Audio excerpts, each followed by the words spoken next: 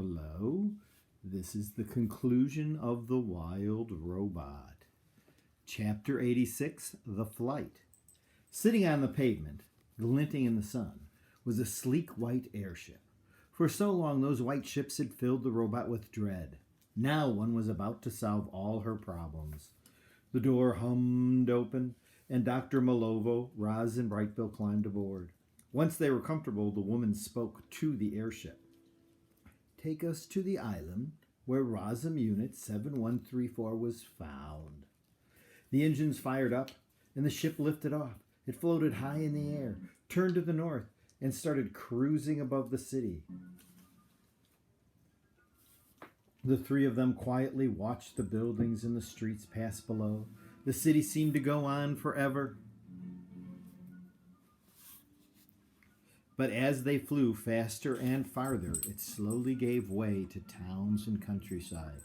They crossed the hard edge of the coastline.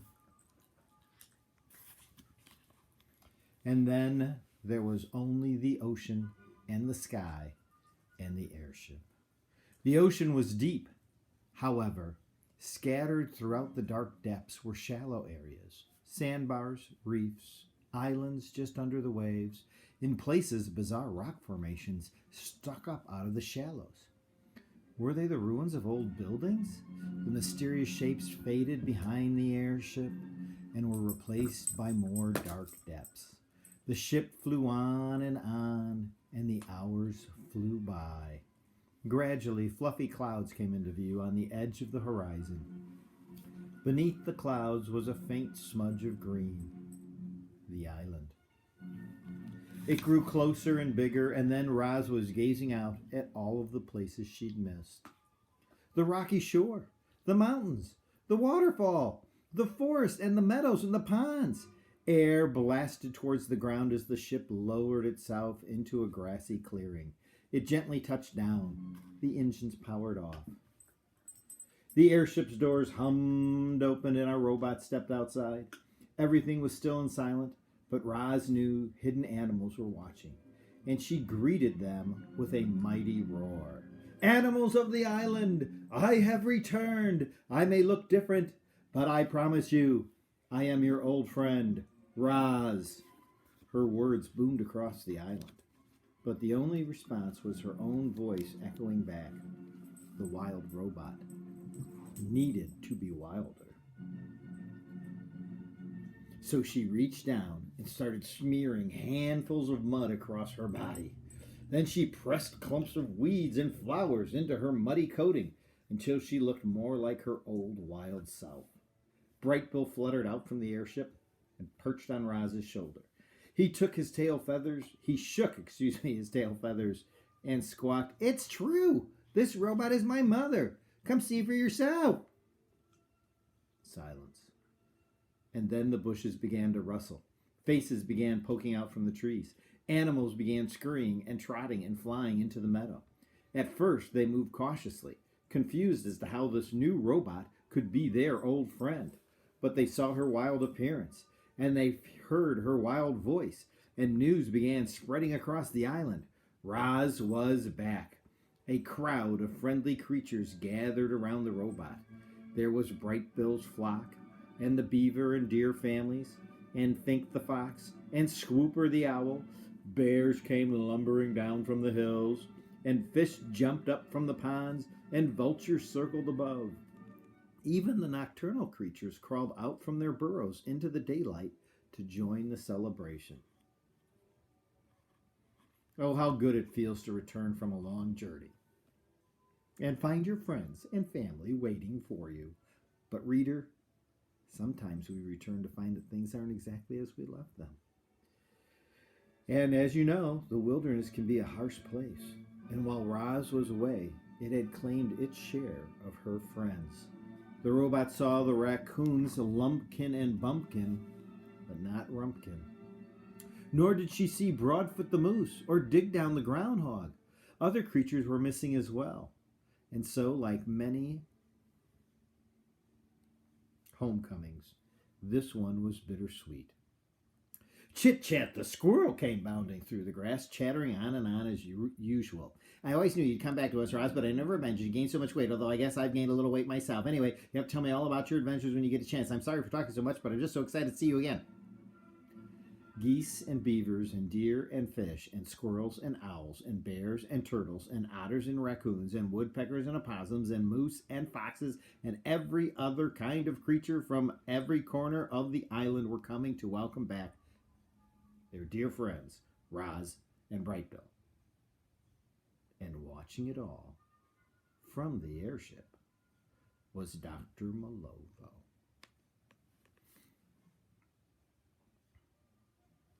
Chapter 88, The Final Farewell. Everyone, I would like you to meet the woman who designed me. Roz walked over to the strange creature standing by the ship's doorway. For most of the island animals, this was their first time seeing a human. They squinted and sniffed and whispered to each other, trying to understand how such a frail old woman could create such a big, strong robot. Dr. Malovo started speaking softly to Roz, and then Roz started speaking loudly to the crowd of animals. My designer has asked me to translate her words for you, said the robot. The following words are not mine.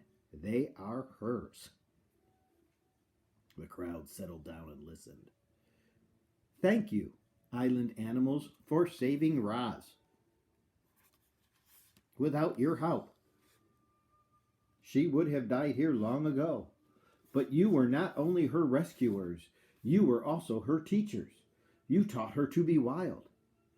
And she needed all of her wildness to survive, both in your world and in mine. As I look around this wild paradise, I finally understand why Roz tried so hard to get back here. She does not belong with robots and humans. She belongs here, on this island, with all of you. We cannot risk others learning about this place. That is why I soon will leave and never return. But I promise to keep your island a secret so that all of you can live in peace, and I will spend the rest of my days filled with wonder at the miracle that is our wild robot. The meadow fell silent.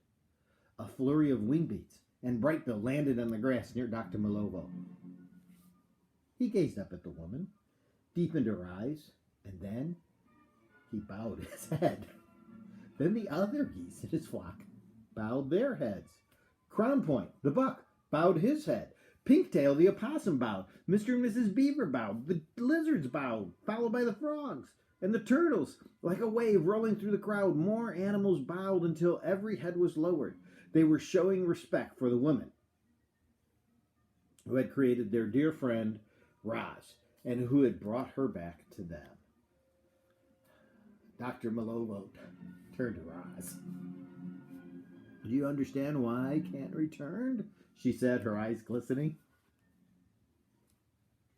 It's for your own good. I understand, said the robot. I only wish we had gotten to know each other a little better. Dr. Malovo smiled and pulled Roz into a hug. She didn't mind the robot's coat of mud and grass. Wrapped in each other's arms, they both felt something like love. You're a wild robot, said the woman. Go, be wild. Chapter 89, The Departure. Dr. Malovo stepped aboard the airship and the doors hummed close. A moment later, the engines fired up and the crowd of wild creatures backed away. Then the ship rose from above the island, turned to the south, and disappeared into the sky. Chapter 90, The Island. Our story ends on an island where a robot was returning to her wild way of life. Roz had escaped the world of humans, and she was now free to be her true self again. She could think and speak and do whatever she desired. And right now, What she desired was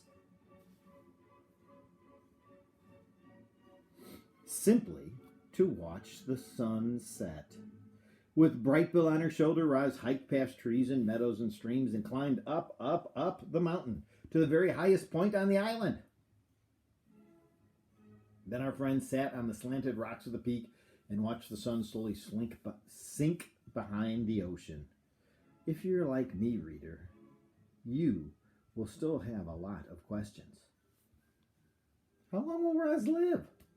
Will she ever see another human or another robot? What joys and sorrows lie ahead for her?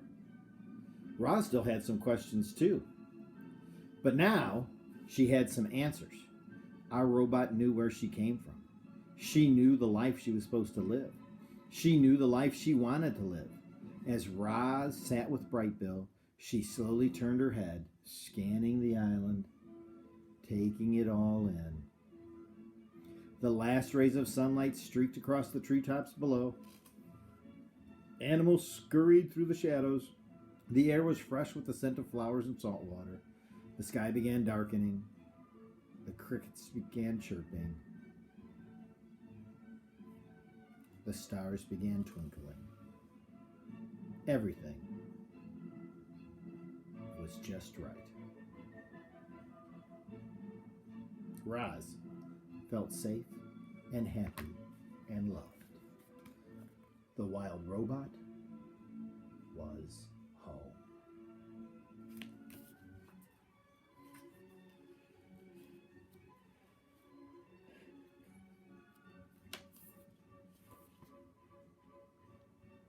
The epilogue. An epilogue is something that is after the story is over. A prologue is something before the story begins. Autumn had returned to Hilltop Farm. The pasture was coated with frost. The cows were out there grazing. Soon they'd stroll up the parlor for another milking. Their routine never changed. Mr. Sharif was sitting in his pickup truck with his dog. The man stared out the window across the fields at the new robot. He was keeping a close eye on her. Tech Lab had promised him this one won't run away, but he didn't trust her yet. These days, the children spent most of their free time working on the farm. Jaya had a way with cows. Haya, had a way with cows. Jad liked the tools and the machines. They were walking through the farm fields together when they heard honking sounds in the sky, and a flock of geese glided down to the pond.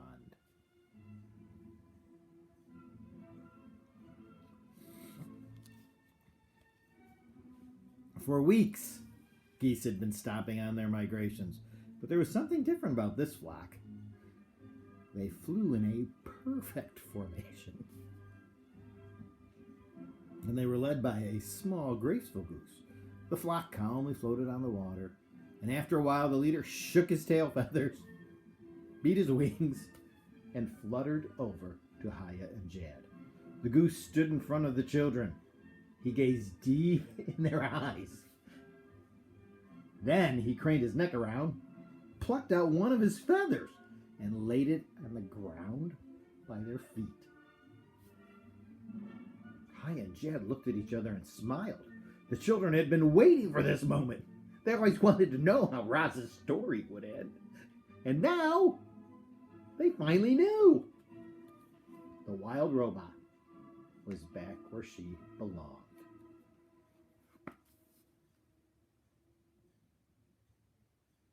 And I'd like to share with you his notes about the story at the end, straight from Peter Brown. What would an intelligent robot do stranded in the wilderness? How might a robot adapt to the natural environment? Could a robot ever be truly wild? Those were some of the questions that inspired me to create a character named Roz and to write my first novel for children, The Wild Robot. But I had more questions. What would happen if Roz were taken away from the wilderness? How might the wild robot react to normal robots and to humans? Could she ever fit into the civilized world? The questions kept coming, and yet there was one question that I returned to again and again. Where does a wild robot truly belong? Does Roz belong on the island where she spent her first year of life? Does she belong in the civilization, working for humans alongside other robots? I imagined her feeling torn between the natural world and the civilized world. I also imagine, if given the choice, Roz would choose to live with her wild animal friends and family. But would she have a choice? Obviously, I needed to explore the ideas by writing a sequel in which Roz finds her way back home. The story had to be filled with heart and soul and action and science and even a little bit of philosophy. I had to develop new characters and settings, and everything had to take place in the future, of course. This news story was tricky, like a puzzle where all the pieces had to fit together perfectly in order for the whole thing to work. I read expert predictions of what our future might look like. I studied robotics and automation and artificial intelligence, and I began to envision a futuristic society where humans live comfortably thanks to the tireless work of robots. And there was Roz, in the middle of that society, using her wildness in new ways to escape from her new life and return to her old one. The puzzle pieces started fitting together, and after several years of researching and thinking and writing and illustrating, I finally had my second novel for children. The Wild Robot Escapes. I hope you enjoyed that. I hope it gave you some things to think about. He really thinks a lot about what all of these issues mean, and I hope you think about them too. Thanks. Talk to you next time.